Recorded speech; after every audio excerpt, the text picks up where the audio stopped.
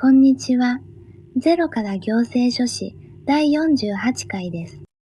前回までで債権騒動を学び終えました。弁済や捜察など債権が消える場面を整理しました。今回からは債権各論に入っていきます。テーマは契約総論です。個々の契約に共通する基本のルールを扱います。契約からはどんな権利や義務が生まれるのでしょうか。肩の力を抜いて一緒に理解していきましょう。まず、今日学ぶ内容を整理します。一つ目は、契約の成立と契約自由の原則です。契約がどのように成り立つのかを見ます。二つ目は、同時履行の公弁権と危険負担です。お互いが義務を負う総務契約の仕組みです。三つ目は、定契約款です。現代の大量の取引を支える新しいルールです。最後に解除のポイントを復習します。それでは早速始めましょう。はじめに契約の位置づけを確かめます。契約とは2つの意思表示が合致することです。例えば、売りますと買いますが一致する場面です。この合意から権利と義務が生まれます。売買であれば代金を払う義務などが生じます。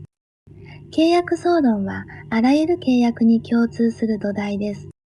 売買や賃貸借など個々の契約の前提になります。債権各論はこの契約から始まる分野です。まず、この共通のルールを固めていきましょう。次に、契約自由の原則を学びます。私たちは契約を自由に結ぶことができます。誰とどんな約束をするかは自由が原則です。この自由はいくつかの面に分かれます。まず、契約を結ぶかどうかの自由です。次に、誰と結ぶかという相手方の自由です。さらに、どんな内容にするかの自由もあります。そして、方式の自由もあります。原則として書面がなくても契約は成立します。ただし、法律で制限される場合もあります。ここで契約が成立する仕組みを見ます。契約は新込みと承諾が合致して成立します。新込みとは契約を結ぼうという意思表示です。承諾とはそれに応じるという意思表示です。この2つが合致すれば契約は成立します。例えば、この値段で売りますという新込みです。それを買いますと承諾すれば売買が成立します。物の言い渡しは成立の要件ではないのが原則です。合意だけで成立する契約を諾成契約と言います。多くの契約はこの諾成契約にあたります。契約はいくつかの見方で分けられます。一つ目は総務契約か固め契約かです。双方が義務を負うのが総務契約です。売買は陰と死と代金が向かい合う総務契約です。二つ目は有償契約か無償契約かです。対価としての負担があるものが有償契約です。例えば、贈与は無償で固めの契約にあたります。三つ目は諾成契約か用物契約かです。合意だけで成立するのが諾成契約です。この分け方が次からの話につながります。ここからは総務契約の仕組みを見ます。まず、同時履行の公弁権です。総務契約では2つの義務が向かい合います。売買なら、陰と死と代金の支払いです。相手が履行するまで自分の履行を拒めます。例えば、代金をもらうまで品物を渡さないです。これが同時履行の公弁権です。履行を拒めるこの権利を公弁権と言います。一方だけが先に損をしないよう公平を図ります。相手が履行を提供すれば、この公弁は使えません。次に危険負担を学びます。契約を結んだ後のこんな場面を考えます。引き渡す前に品物が焼けてしまったとします。どちらの責任でもなく、履行できなくなりました。この時、神主は代金の支払いを拒めます。これが危険負担の考え方です。誰も悪くないのに損失だけが残る場面です。誰の責任でもない損失をどう分けるかの問題です。改正で拒むことができるという形に整理されました。細かな要件は最新の教材で確認してください。続いて、定契約感を学びます。現代では同じ契約を大量に結ぶ場面があります。例えば、保険や通信サービスの申込みです。その条件をまとめたものが定契約感です。これを契約に組み入れる合意があるとします。すると、個々の条項に合意したとみなされます。一つ一つ読まなくても契約の内容になります。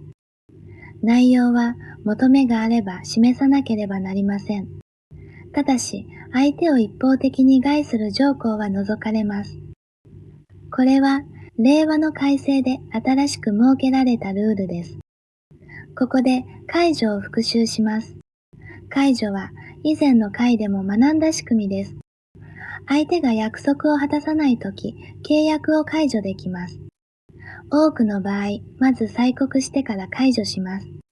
履行が全くできないときは、催告なしで解除できます。解除すると、契約は初めからなかったことになります。受け取ったものは、互いに返さなければなりません。これを、現状回復義務と言います。解除は、契約の拘束から抜け出すための手段です。ここで具体例で整理します。A さんが B さんに車を売る場面を考えます。売りますと買いますが合致し、売買が成立します。次に同時履行です。A さんは代金と引換でなければ渡さないと言えます。最後に危険負担です。家足しの前に車が地震で壊れたとします。双方の責任でなければ B さんは代金を拒めます。こうして共通のルールが実際に働きます。ここで今日のクイズです。同時履行の公弁権について正しいのはどれでしょう？ A は相手が履行しなくても先に履行するです。B は相手が履行するまで自分の履行を拒めるです。C は片無契約でも同時履行を主張できるです。少し考えてみてください。正解は B です。相手が履行するまで自分の履行を拒むことができます。この公弁は双方が義務を負う総務契約で使えます。それでは今日のまとめです。一つ目は契約の成立と契約自由の原則です。損ケミと承諾が合致して契約は成立しました。二つ目は同時履行の公弁権と危険負担です。総務契約の当事者の公平を図る仕組みでした。三つ目は定契約感です。大量の取引を支える新しいルールでした。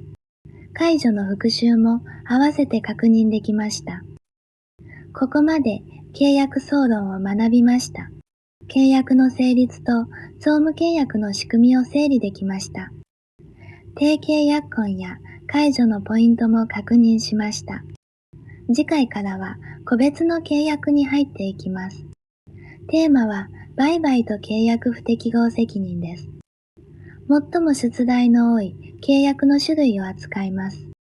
今日の共通のルールもしっかり復習しておきましょう。